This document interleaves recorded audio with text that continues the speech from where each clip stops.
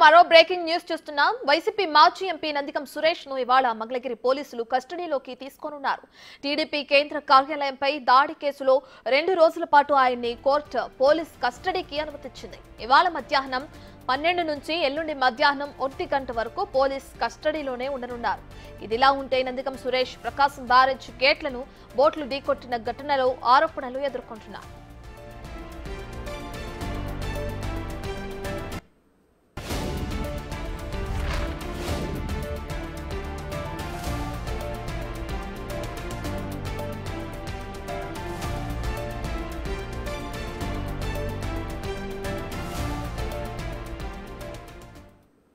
దీనికి సంబంధించి పూర్తి డీటెయిల్స్ మా ప్రతినిధి శివ లైవ్ లో అందిస్తారు. రైట్ శివ, ఇప్పటికే చూసుకుంటే వైసీపీ మాజీ ఎంపీ నందిగం సురేష్ ని ఇవాళ పోలీసులు కస్టడీలోకి తీసుకొని ఉన్నారు కదా, దానికి సంబంధించిన డీటెయిల్స్ ఏంటి? అలాగే టీడీపీ కార్యాలయంపై ఏదైతే దాడి చేసిన ఘటనలో ఆయన ఆరోపణలు ఉన్నాయో అది కాకుండా ఇప్పుడు ప్రకాశం బ్యారేజ్ కి బోట్లు ఢీకొన్న ఘటనలో కూడా ఆయన ఆరోపణలు ఎదుర్కొంటున్నారు. దానికి సంబంధించిన డీటెయిల్స్ కూడా చెప్పండి శివ.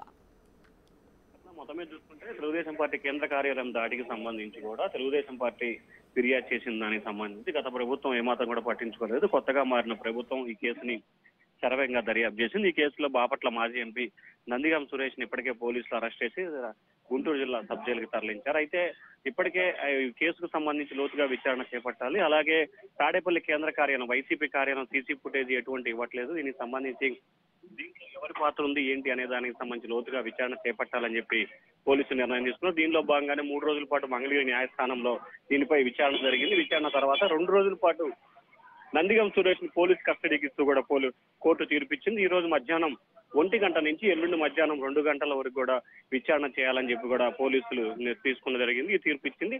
ఈ నేపథ్యంలో మంగళగిరి రూరల్ పోలీస్ స్టేషన్ లోనే సాధారణంగా జైల్లోనే విచారణ చేపడతారు. కానీ ఇక్కడ మాత్రం మంగళగిరి రూరల్ పోలీస్ స్టేషన్ లో విచారించాలని చెప్పి పోలీసులు నిర్ణయం తీసుకున్నారు. దీనిలో భాగంగానే ఈ రోజు మధ్యాహ్నం 1 గంట నుంచి ఎల్లుండి మధ్యాహ్నం 2 గంటల వరకు కూడా పోలీసులు నందిగం సురేష్ ని విచారించబోతున్నారు. అలాగే ప్రస్తుతానికి ఏదైతే ప్రకాశం బ్యారేజీకి సంబంధించి కూడా ఈ ఘటనలో ఇంకా ఎవరి పాత్ర ఉంది, ఎవరు ఉన్నారు అనే దానికి సంబంధించి కూడా ప్రస్తుతం అయితే విచారణ కొనసాగుతా ఉంది. విచారణ తర్వాత దీంట్లో ఎవరు పాత్రదారులు, ఎవరు స్తోత్రదారులు అనే దానికి సంబంధించి కూడా పోలీసులు అయితే కేసు నమోదు చేసే అవకాశం కల్పిస్తాం.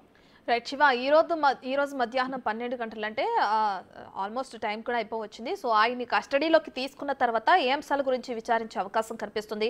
అలాగే ఎక్కడికి తీసుకెళ్తారు అంటే కస్టడీలోకి తీసుకున్న తర్వాత ఎక్కడికి తరలించే అవకాశం కనిపిస్తుంది శివ?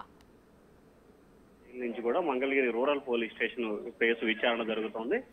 తెలుగుదేశం పార్టీ కేంద్ర కార్యాలయం మంగళగిరి రూరల్ పోలీస్ స్టేషన్ పరిధిలో ఉంది కాబట్టి రూరల్ పోలీస్ స్టేషన్ పరిధిలోనే సిఐ విచారణ చేస్తారు. కొంతమంది బృందం నేతృత్వంలో ఈ విచారణ చేయబోతా ఉన్నారు. అయితే ఈ విచారణకు సంబంధించి ఎవరి నేతృత్వంలో దాడి జరిగింది, దాడి చేయడానికి కారకులు ఎవరు, సూత్రధారులు ఎవరు, ఎవరు దీంట్లో పోత్బలించారు, ఎవరెవరు దీంట్లో పాల్గొన్నారు అనే దానికి సంబంధించి కూడా పూర్తి స్థాయిలో వివరాలని పోలీసులు అయితే నందిగం సురేష్ నుంచి రాబట్టే ప్రయత్నం చేయబోతున్నట్టు తెలుస్తా ఉంది. ప్రధానంగా తెలుగుదేశం పార్టీ కేంద్ర కార్యాలయం దాడికి సంబంధించి దీంట్లో కావాలనే చేశారా, కుట్రపూరితం ఏమైనా ఉందా, కుట్ర కోణం ఏమైనా ఉందా అనే దానికి సంబంధించి పోలీసులు విచారణ చేపట్టే అవకాశం ఉంది. అయితే ప్రధానంగా దీంట్లో ఈ తెలుగుదేశం పార్టీ కార్యాలయం దాడి విషయంలో సజ్జల రామకృష్ణారెడ్డి, జగన్మోహన్ రెడ్డి పేర్లు ప్రధానంగా వినిపిస్తున్న నేపథ్యంలో వారి పాత్ర ఎంతవరకు ఉంది అనే దానికి సంబంధించి కూడా విచారణ తేలే అవకాశాలు అయితే కనిపిస్తా ఉన్నాయి. Right, thank you Shiva.